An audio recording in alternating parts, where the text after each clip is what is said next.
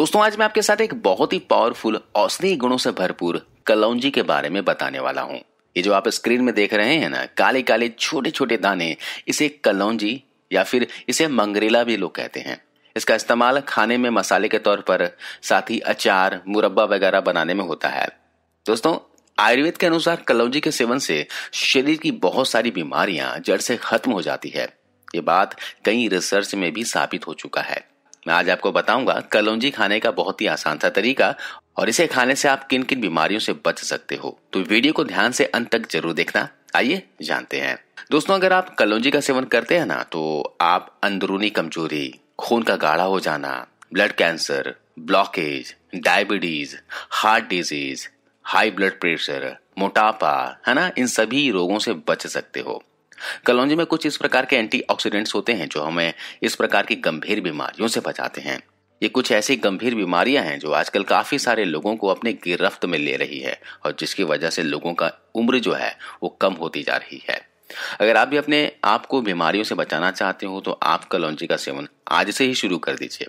कलौंजी खाने से कोलेस्ट्रॉल भी कंट्रोल में रहता है। ये हाई कोलेस्ट्रॉल वाले या फिर हाई ट्राइग्लिसराइड वालों के लिए वरदान साबित हो सकती है। तो कलौंजी के फायदे बताने से पहले मैं आपको बताऊंगा कि इसे खाना कैसे है, कितनी मात्रा में रोजाना आपको लेना है, किनको लेना है, किनको नहीं लेना है ना, ये सारी जानकारी आपको मैं पहले देता हूं। तो कलौंजी दोस्तों बहुत ही स्ट्रांग और पावरफुल औषधि है। इसे अगर आप गलत तरीके से खाएंगे ना, तो फायदे की जगह आपको ये नुकसान भी पहुंचा सकता है। देखिए आपको रोजाना कितनी मात्रा में आपको इस्तेमाल करना है। ये देखिए ये है हाफ टी स्पून, लगभग 2 से 3 ग्राम की मात्रा में। इससे ज्यादा नहीं लेना है। 3 ग्राम ही काफी है भयंकर से भयंकर रोगों को खत्म करने के लिए। जी हाँ, कलौंजी के बारे में एक और बात कहा जाता है दोस्तों कि ये मौत को छोड़कर हर मर्ज की दवा है, यानी शरीर के तमाम रोगों का सिर्फ एक इलाज। तो आपको जो मैं तरीका बता रहा हूँ ना, इसे खाने का, इस तरीके से आप किसी भी मौसम में ले सकते हैं। तो मैंने यहाँ पर 1 गिलास लिया हुआ है। इसमें हम हाफ टी स्पून कलौंजी ऐड कर देंगे और पानी से पूरे गिलास को भरकर पूरी रात के लिए छोड़ देंगे। अब पूरी रात छोड़ने से क्या होगा दोस्तों, कलौंजी के अंदर ऑयल कंटेंट होता है। कलौंजी का जो तेल होता है, इसका जो अर्क होता है वो पानी में उतर जाएगा। तो इसे जरूर कम से कम 2 से 3 घंटे भिगो कर रखेगा। भिगो कर ही इस्तेमाल करेंगे तो आपको ज्यादा इसके फायदे मिलेंगे। अब पूरी रात भिगोने के बाद क्या करना है, सुबह इसका इस्तेमाल करना है। चलिए जानते हैं इसका इस्तेमाल अपने शरीर के प्रकृति के हिसाब से, यानी बॉडी के नेचर के हिसाब से कैसे करना है। एक बात समझिए दोस्तों, कलौंजी की जो तासीर है बहुत ज्यादा गर्म है। तो अभी भी यानी रात भर भिगोने के बाद भी इसकी तासीर ज्यादा ठंडी नहीं हुई या फिर नॉर्मल नहीं हुई है ना, ये अभी भी गर्म है। तो अगर आपकी बॉडी का नेचर पित्त है, गर्म प्रकृति का है, गर्म चीजें खाने की मनाही है, तो आप इसे इस तरह रात भर भिगो कर रखना। और इसका इस्तेमाल कैसे करना मैं आपको बताता हूँ।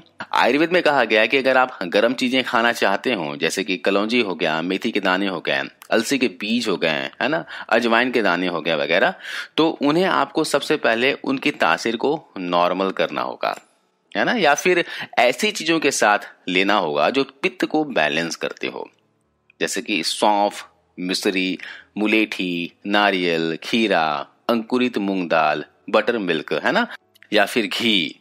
ये सारी ही चीजें पित्त को बैलेंस करती है। तो मैं यहाँ पर सौंफ का इस्तेमाल कर रहा हूं। तो हम इस कलौंजी के पानी में 1 टीस्पून सौंफ ऐड कर देंगे और इसे बीजों सहित उबाल लेंगे। देखिए इस तरह से 3 से 4 मिनट तक मीडियम आंच में इसे गर्म होने दीजिएगा अच्छे से। जिन लोगों को हाई कोलेस्ट्रॉल रहता है, वे लोग अगर इस तरह से कलौंजी का चाय बनाकर पीते हैं ना, तो कोलेस्ट्रॉल कम हो जाएगा। इससे ट्राइग्लिसराइड भी कम हो जाएगी। इससे खराब कोलेस्ट्रॉल कम होता है और अच्छा कोलेस्ट्रॉल बढ़ता है। इसके अलावा कलौंजी आपके शरीर की अंदरूनी सूजन को भी कम करता है। कलौंजी लीवर के लिए भी बहुत अच्छी होती है। आजकल लीवर की समस्या बहुत ज्यादा कॉमन हो चुकी है। हर तीसरे व्यक्ति को कोई ना कोई लीवर की समस्या है, खासकर फैटी लीवर की। तो ऐसे में कलौंजी आपके लिए बहुत ही ज्यादा लाभदायक साबित हो सकती है। गलत खाने पीने की आदत की वजह से लीवर के ऊपर जो टॉक्सिक इफेक्ट होता है ना, कलौंजी इसको कम करती है। इसके अलावा कलौंजी जो है ये गाढ़ा खून को पतला करती है। तो अगर आपको हाई ब्लड प्रेशर की समस्या हो गई है, खून गाढ़ा हो चुका है, तो कलौंजी की चाय बनाकर सुबह सुबह जरूर पीजिएगा। तरीका ध्यान से देखिए किस तरह से मैं बना रहा हूँ। तो मैंने यहाँ पर 4 से 5 मिनट तक इसे उबाल लिया है।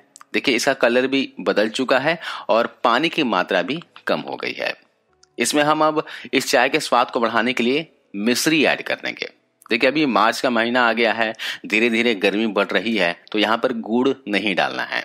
अगर आपके यहाँ का मौसम अभी नॉर्मल है या फिर ठंडा है तो आप गुड़ इसमें डाल सकते हैं। गुड़ की तासीर गर्म होती है और मिश्री की तासीर ठंडी होती है, तो आप इस हिसाब से दोनों में से किसी एक चीज को डालिएगा। अगर आप डायबिटिक हैं, शुगर को कंट्रोल करना चाहते हैं, तो बगैर चीनी, बगैर गुड़ का, बगैर मिश्री का बनाकर पीजिएगा। इससे आपका शुगर लेवल भी कंट्रोल में रहेगा।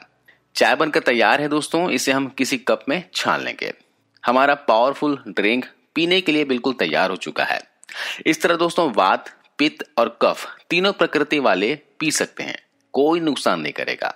जिनका बॉडी कफ नेचर का है, सर्दी खांसी जुकाम की समस्या है, छाती में बलगम हो गई है ना, तो वे लोग क्या करें, मिश्री की जगह शहद ऐड करें।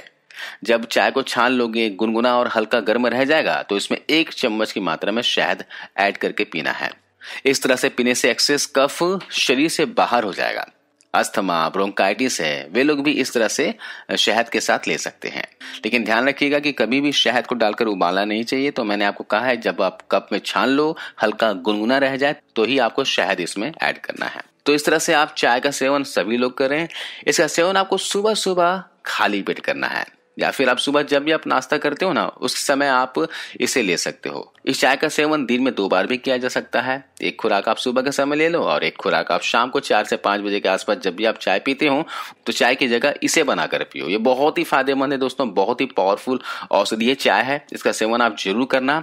और सबसे खास बात यह है कि इसका सेवन आप किसी भी मौसम में कर सकते हो, क्योंकि इस चाय को बनाया ही इस तरह गया है जिससे आपके शरीर को नुकसान नहीं पहुंचाएगी।